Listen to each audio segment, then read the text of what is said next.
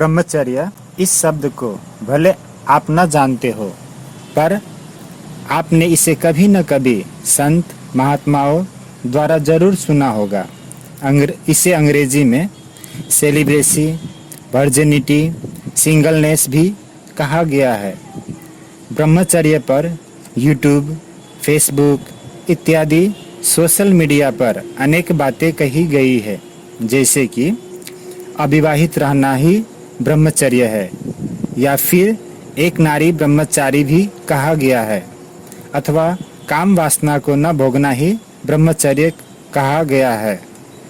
अब हम आपको ब्रह्मचर्य से संबंधित सारी बातें बताएंगे ताकि आप इसके वास्तविकता को जान सके और इसको जीवन में धारण कर अपने जीवन रूपी इमारत को उज्जवल और सुंदर बना सके। ब्रह्मचर्य का क्या अर्थ है? वर्तमान में इसका उपयोगिता क्यों है? क्या ये सभी उम्र के लिए है या फिर किसी विशेष वर्ग के लिए?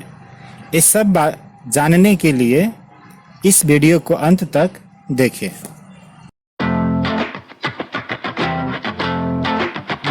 ब्रह्मचर्य शब्द के विशेष दो अर्थ हैं।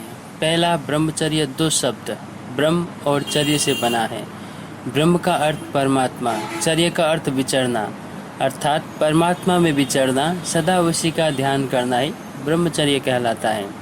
महाभारत के रचयिता व्यास जी ने विषयेंद्र द्वारा प्राप्त होने वाले सुख के संयम पूर्वक त्याग करने को ब्रह्मचर्य कहा है। ब्रह्मचर्य का पालन करने वाले को ब्रह्मचारी कहते हैं। दूसरा अर्थ, ब्रह्मचर्य शब्द की उत्पत्ति ब्रह्मा से हुई है। ब्रह्मा अर्थात आदि देव, जिसके द्वारा नई सृष्टि रची जाती है। क्योंकि संपूर्ण सृष्टि का रचता ब्रह्मा को कहा जाता है, इसलिए ब्रह्मा संपूर्ण मानव का आदि पिता है। यद्यपि ब्रह्मा ने जो आचरण अपने जीवन में अपनाया, उस आचरण को मन वाणी कर्म से आत्मसात करना ही वास्तविक ब्रह्मचर्य व ब्रह्मचारी है। केवल स्त्री से शारीरिक संबंध न बनाना, कृत्रिम साधनों द्वारा संतति निरोध करना ही ब्रह्मचर्य नहीं, अपितु दृष्टि, वृत्ति, स्मृति, कृति से संपूर्ण पवित्रता को जीवन में लाना ही ब्रह्मचारी है।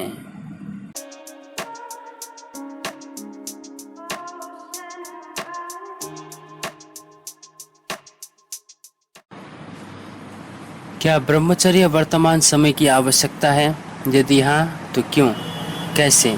क्या सभी उम्र के लोग इसको पालन कर सकते हैं?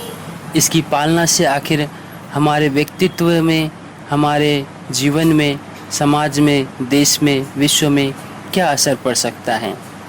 क्या इसकी पालन सभी को करना चाहिए? इसके विषय में जरा हम विचार करते हैं।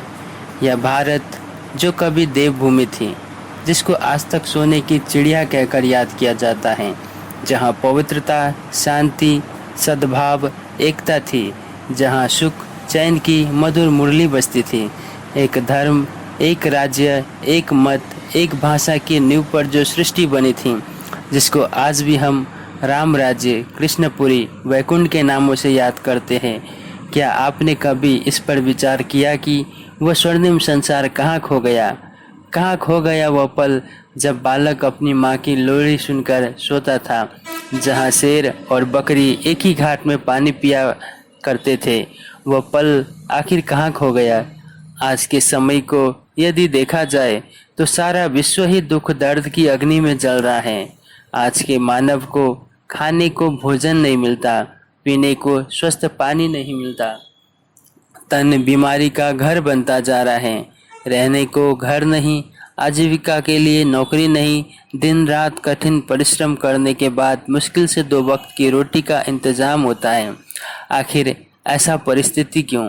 क्या वजह है कि मानव जीवन के वृक्ष के सुख और शांति के फल सूखते जा रहे हैं? मानव के भय और निराशापूर्ण जीवन के जिम्मेवार आखिर कौन है?